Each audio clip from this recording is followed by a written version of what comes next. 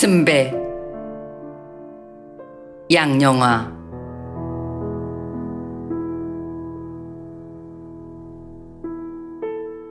오랜 세월 주방을 차지하고 있던 터줏대감이 아니던가. 음식을 맛있게 먹을 가족 생각에 콧노래를 부르며 물을 썰고 있는데 칼이 칼자루에서 쑥 빠졌다.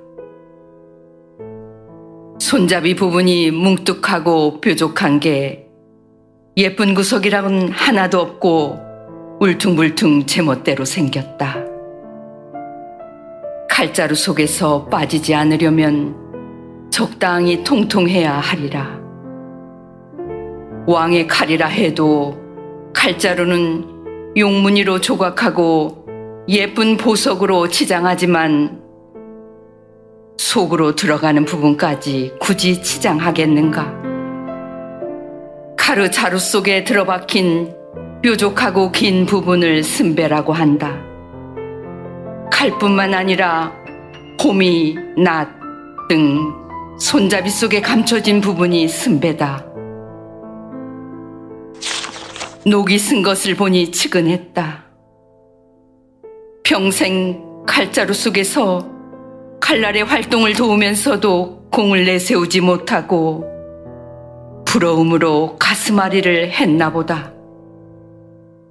큰언니는 우리 가족의 쓴배였다.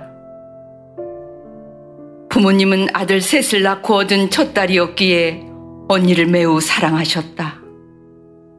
그러나 귀여움도 잠깐, 동생들이 줄줄이 태어났다.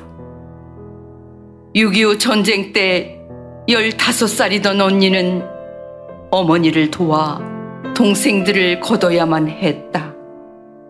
언니는 그때부터 엄마의 쓴배가 되었다. 언니는 오빠들에게 밀려 고등학교를 중퇴하고 항상 어머니 옆에서 살림 미천인 큰딸로 남았다. 살가운 언니는 순종을 미덕으로 여기며 당연히 주어진 의무를 다하듯 그렇게 살았다. 언니에게도 청춘은 돌아왔다. 연애는 큰일 날 가문의 수치라고 여겼던 그 시절, 부모님의 반대가 심하였지만 언니와 형부의 사랑을 막을 방법은 없었다. 언니 이름은 영이다.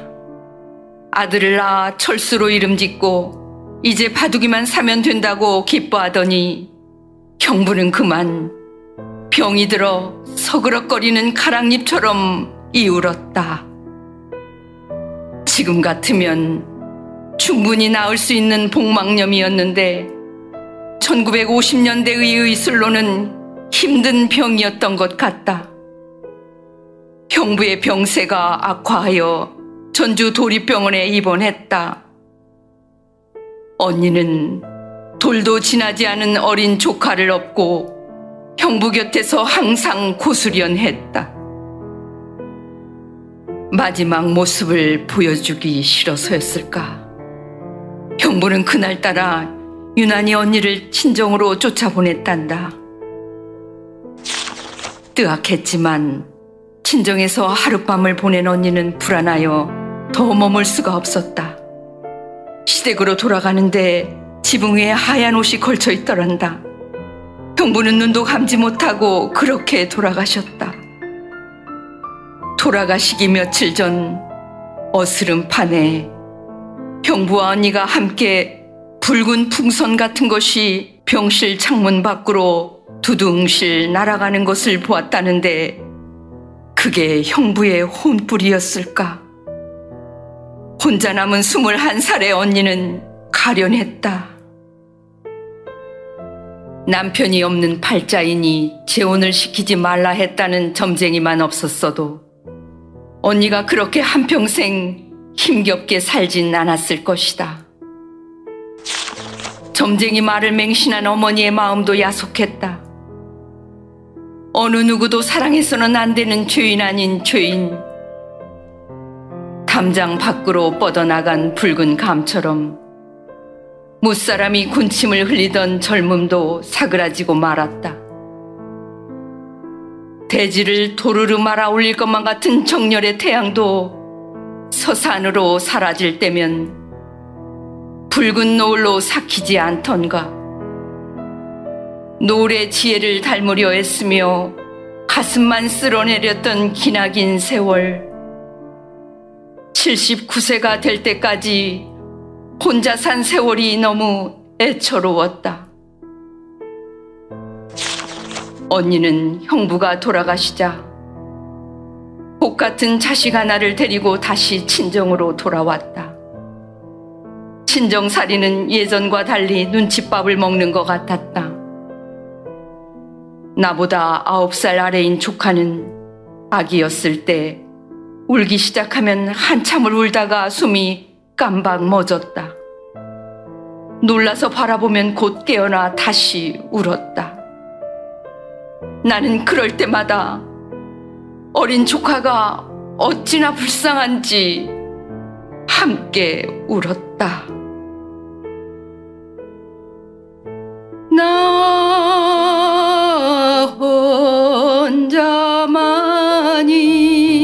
혼자만이 그대를 사랑하여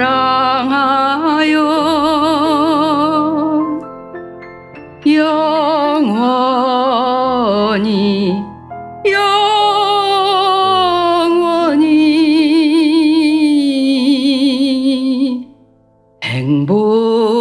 행복하게 살고 싶소.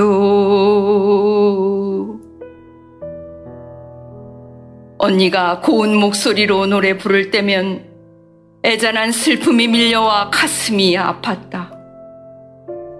평생 형부를 향한 흔온이가 샘물처럼 고여있는 노래가 아니던가. 내 언니가 벽상의 거울이다.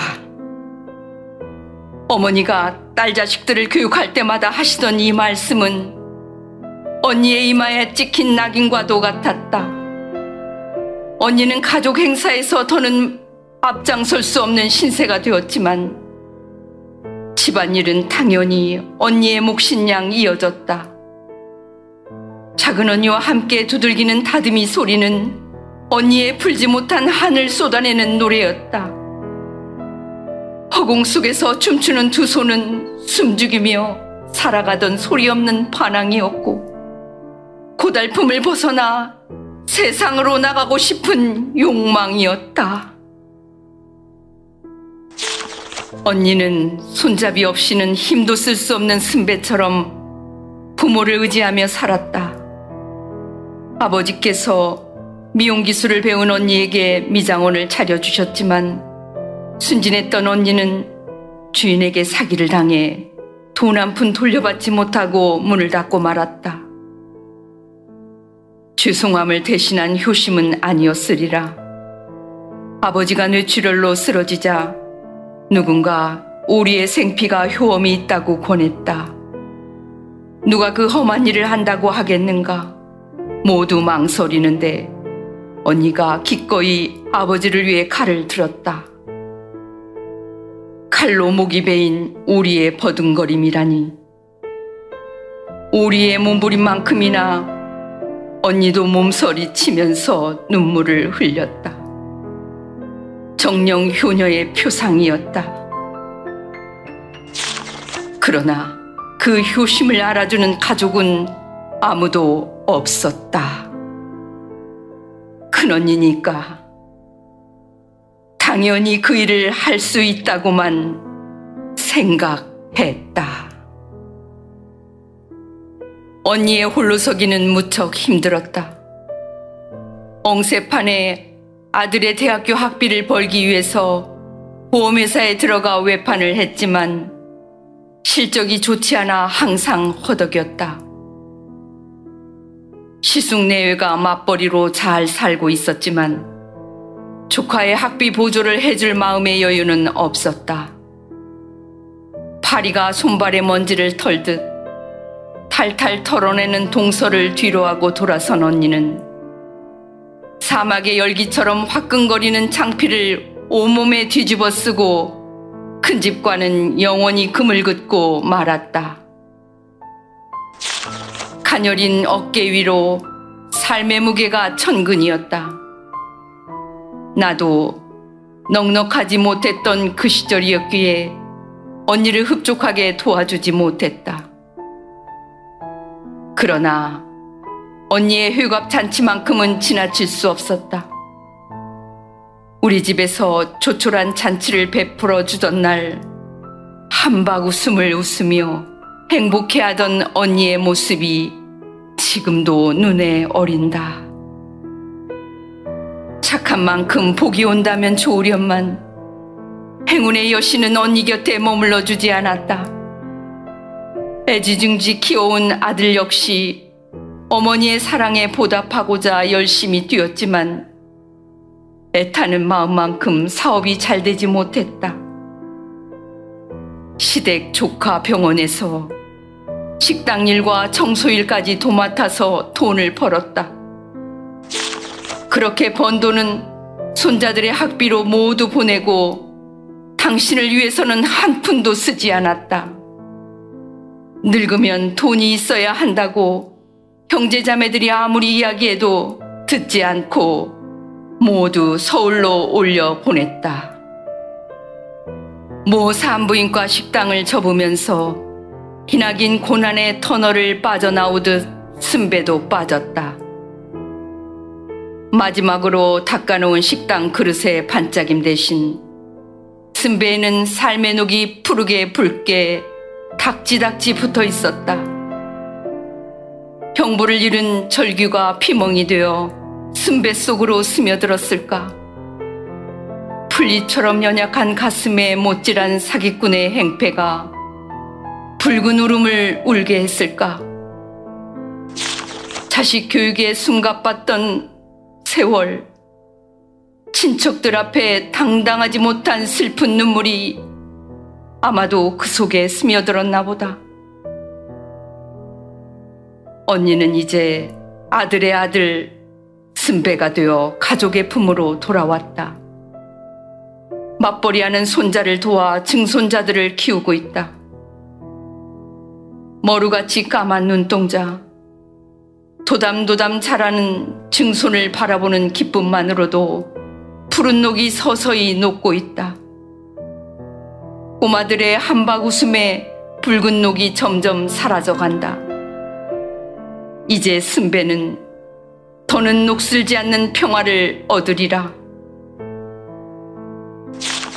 수세미에 세제를 묻혀 순배의 녹을 닦았다. 거머죽죽한 물이 걸쭉하게 흘러내렸다. 맑은 물에 씻으면서 언니의 가슴 속을 닦아내듯 문지르고 또 문질렀다. 닥지닥지 붙어있던 붉은 녹이 한 겹씩 벗겨졌다. 상처처럼 남겨진 흔적을 바라봤다.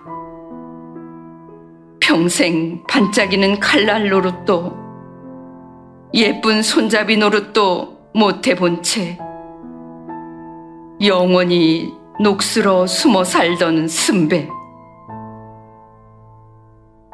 그 순배는 바로 큰언니였다.